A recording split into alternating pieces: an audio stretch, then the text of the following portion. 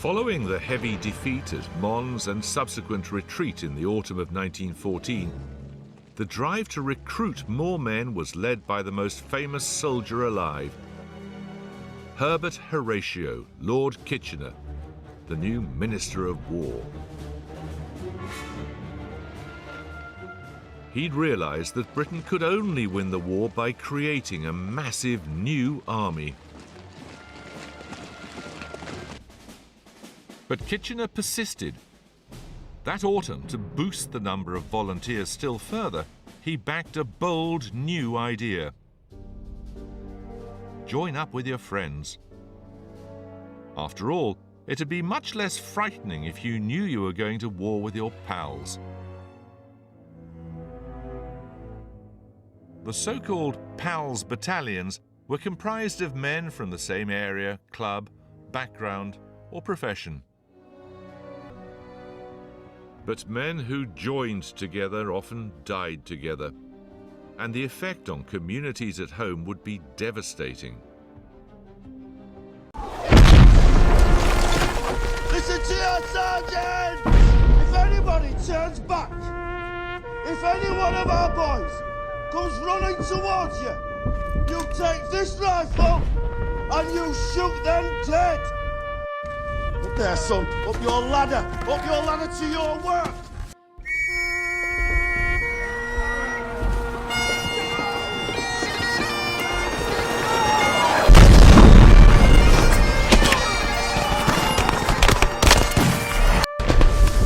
You'll be all right here. You'll be safe. Someone will come for you.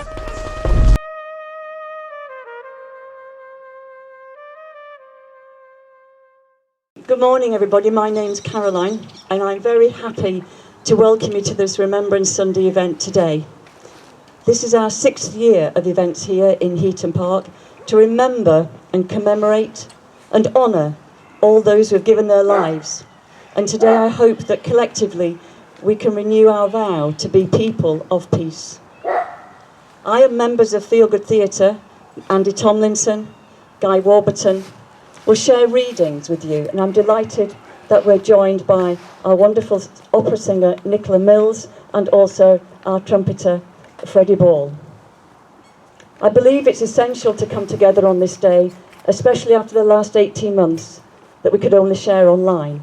So today at this special Somme Memorial, we give thanks that we're all here and remember those who can't be with us. This fitting memorial is a place of reflection and honour to all those who paid the ultimate price of war. A place to come to reflect on the devastation that war brings. We send our love and optimism to all people who work for peace and harmony every day in our communities, at local, national and international level, so that those who die and are wounded by conflict do not suffer in vain. At the end, as a communal act of remembrance, most of you have got poppy petals, and if those of you that haven't, I can give you them at the end. Please come round to the other side of this beautiful memorial, and together we will throw our poppies as an act of remembrance. In the bag, I've counted 4,621 of the men of the Manchester Pals Regiment who were formed here, who didn't return.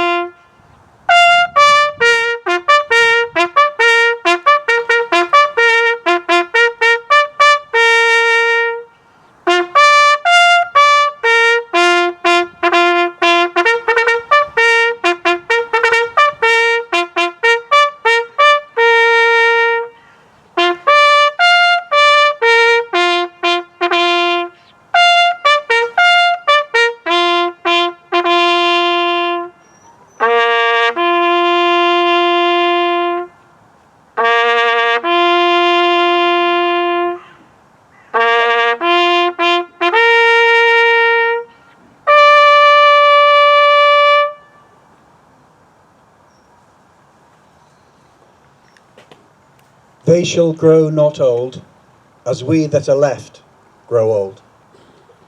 Age shall not weary them, nor the years condemn. At the going down of the sun and in the morning, we shall remember them. What passing bells for these who die as cattle? Only the monstrous anger of the guns. Only the stuttering rifle's rapid rattle can patter out their hasty orisons. No mockeries now for them, no prayers nor bells, nor any voice of mourning save the choirs. The shrill, demented choirs of wailing shells and bugles calling for them from sad shires. What candles may be held to speed them all? Not in the hands of boys, but in their eyes shall shine the holy glimmers of goodbyes. The pallor of girls' brows shall be their pall, their flowers the tenderness of patient minds, and each slow dusk a drawing down of blinds. A poem by Wilfred Owen, who himself was in the Manchester Regiment and died on the 14th of November 1918, just 6 days before the armistice. Here in Manchester, when war was declared on the 4th of August 1914, Heaton Park became the training camp for the 8 battalions of the Manchester Powell's regiments. Over 10,000 recruits enlisted with friends, neighbours and work colleagues. They trained right here in the park, sleeping in tents. And the park was alive with military activity, with soldiers drilling, training and engaging in sporting activities, with music and entertainment in the evenings. 2 square meals a day, and the war was going to be over by Christmas. But soon the horror was evident as men began to die in their thousands and return here wounded, shell-shocked and blinded. Then Heaton Hall became a recovery centre, employing modern physiotherapy, hydrotherapy and psychological methods to heal men's minds and bodies in order to return them to the front line. Today we salute all those men. We remember also the women who joined the WAC, became nurses, worked in factories, mines or on trams and kept the country on its feet. Thousands never to see their husbands, brothers, fathers again, bringing up children as single parents. The men who did return suffered with the invisible wounds of war, shell shock, or as now we know it as post-traumatic stress disorder, and most never speaking about it at all as they tried to piece their lives back together. The First World War was sadly not the war to end all wars. In 1939, war was declared on Germany, and once again the park saw active service, with over 133,000 men and women training here as part of the RAF. The Luftwaffe tried unsuccessfully to bomb the park 5 times. Huge barrage balloons were anchored here to stop the planes coming into the city. In 1945, once again, people began to piece their lives back together. Last year, in 2020, we commemorated the 75th anniversary of VE Day, and COVID did not stop communities coming together, inspired by an amazing generation and veterans like Sir Captain Tom Moore. So today, on Remembrance Sunday, we honour all those who have lost their lives in conflict throughout the 20th and 21st century, and those recent conflicts in Northern Ireland, the Falklands, Afghanistan, Syria and Iraq, and the many still suffering lifelong injuries and the invisible wounds of war, and struggling, and some left without hope. Let's hold them in our hearts and minds today and every day throughout the year.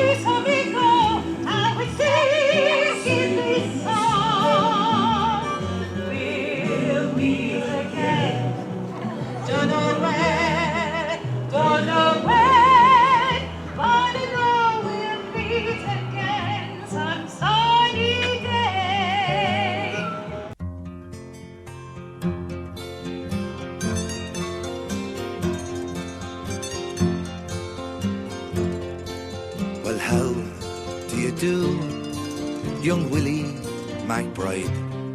Do you mind if I sit here down by your graveside and rest for a while, neath the warm summer sun?